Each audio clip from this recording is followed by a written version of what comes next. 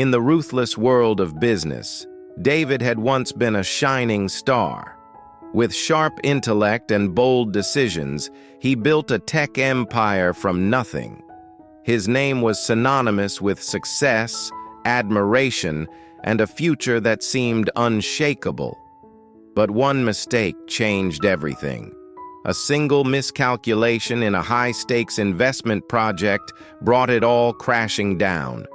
He lost his company, his career, and was buried under massive debt and public humiliation. From the peak of glory, he fell into the darkest abyss of despair. Months passed. David lived in isolation.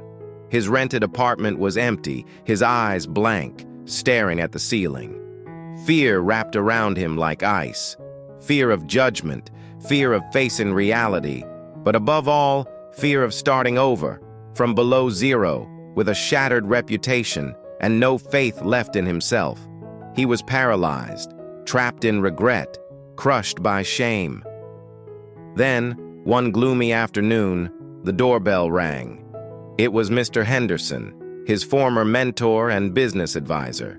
They sat across from each other. The old man looked into David's eyes, now dull and lifeless. "David," he said in a deep, steady voice, "I didn't come to comfort you for what you've lost. Loss is painful, but that's not your greatest failure." David looked up, confused. "Then what is, sir?" "Your paralysis," Mr. Henderson replied.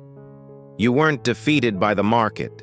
You're trapped in a prison built from your own fear and regret. You're letting the past bury your present and steal your future." He stood, walked to the window, and gazed at the gray sky. "Failure is not the end, David. It's a stopover. A painful lesson wrapped in a costly package. What matters isn't how hard you fell. It's whether you're willing to get back up." Turning back, his eyes pierced through David's hopelessness. "There's only one way out. Action. Not something grand. Just the first step. No matter how small. Do one thing right now to break this paralysis." His words struck like lightning through David's frozen soul. It hurt. But it was the first flicker of light in his darkness. That night, David didn't sleep. He wrestled with his inner demons. But the phrase, "the first step," kept echoing in his mind. The next morning, with trembling hands, he picked up his long, unused phone.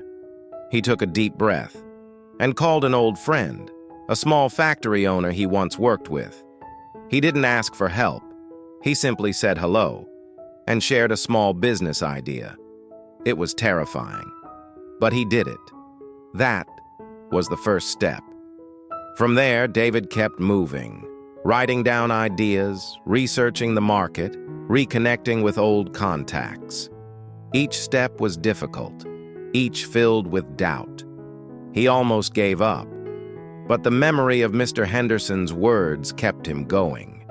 He applied the hard-earned lessons of failure to new, humble projects. He was no longer reckless, but careful, humble, and willing to listen. He accepted that starting over meant starting small. Slowly, his efforts bore fruit, one small success at a time. Most importantly, he rediscovered his self-worth.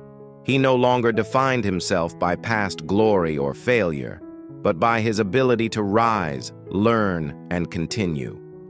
Years later, David didn't rebuild the old empire, but he built something better, a stable, lasting company founded on wisdom and resilience. The scars of his past remained, but now they were symbols of strength, not burdens. The lesson: failure can take away everything, except your power to rebuild, unless you let fear imprison you. The way out of the darkness isn't waiting for a miracle. It's having the courage to take that first step, and then keep walking.